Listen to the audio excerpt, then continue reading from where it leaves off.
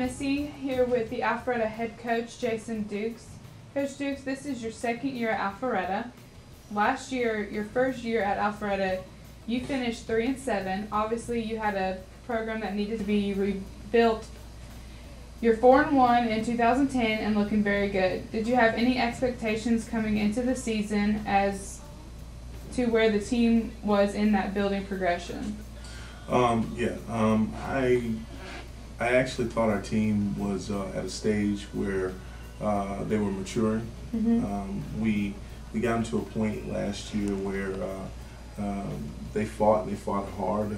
There were a lot of games that they were right there, just a play away from being successful and winning the ball game, but fell a little short. Maybe having an interception at an inopportune time, or a fumble at an inopportune time, or giving up a big play, just at really bad times. But a lot of those close games allowed our team to experience some hard knocks. And this year, through those rough times, I guess they've matured. We had a lot of expectations coming into this year. We ratcheted up the expectations for our kids as far as the amount of time that they needed to put in through work in the summer, also through film study and things like that. So all of those expectations and requirements were heightened. I think that has resulted in better results this year. Well, you're leading the region in offensive scoring and second in defensive scoring. Your quarterback, Michael Sabor, is leading the region in overall offense and maybe the entire state. Did you expect that coming into this season? Well, Mikhail is a very, very talented individual. Last year in the middle of the season, he sustained an injury that kind of limited him for the rest of the season. But I understand, and most of anyone who's ever seen him, understand that he has the ability to hurt you in many different ways, with his arm and also with his legs, running the football. So, I can't say that it's a surprise, because we knew that he had that type of ability the whole time. Well, every year you have surprises, some good and some bad. Have you had any players step up and surprise you in their performance that was unexpected, and maybe a younger player that stepped up? Well, one of the fortunate things with our program is that we being a spread offense, we work best when we're distributing the ball to many different players. We've had players like Jack Goss, one of our receivers, step up and play extremely well.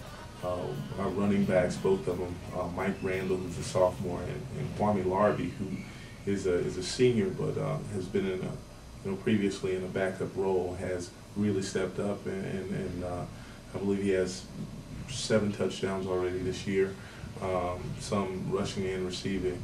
And also on the defensive side of the ball, we've had several players really step up and play well.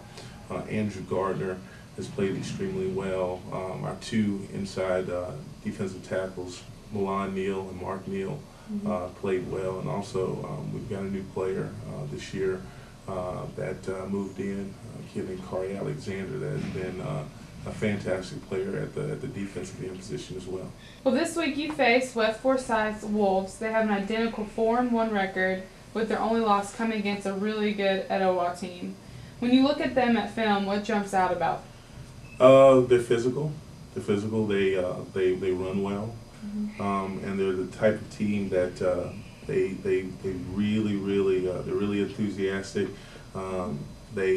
They handle sudden change well, meaning when they get turnovers, they do a very good job of capitalizing on those turnovers. Saw that in the Centennial game, where it got out of hand really quick, and they did a fantastic job of really jumping on Centennial and making points out of all of the mistakes that Centennial made. But we know that they're a talented team, and they're very disciplined, and they're very good at what they do.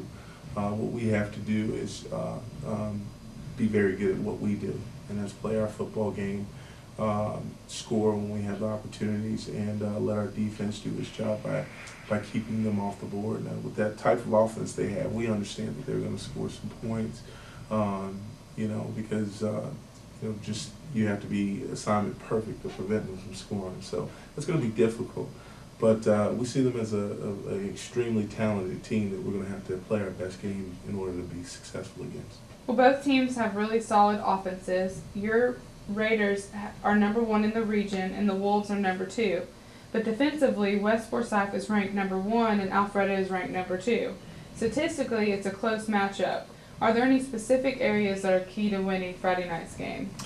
Stopping the run. We know that they are a very good rushing offense. The success they've had in the passing game has come from play action off of that running. So, if we can, number one, get them into a situation where they have to get out of their comfort zone of running the football, and that's going to take us scoring some points. If we can score some points and we can play from the front and maybe get them having to get into a situation where they have to pass the ball, that puts us at a bit of an advantage. But that's going to be predicated on us being successful on offense. Coach Dukes, we appreciate your time and congratulate you on the job you've done here just in your second year. We wish you the best of luck Friday night and the rest of your season. Thank you very much.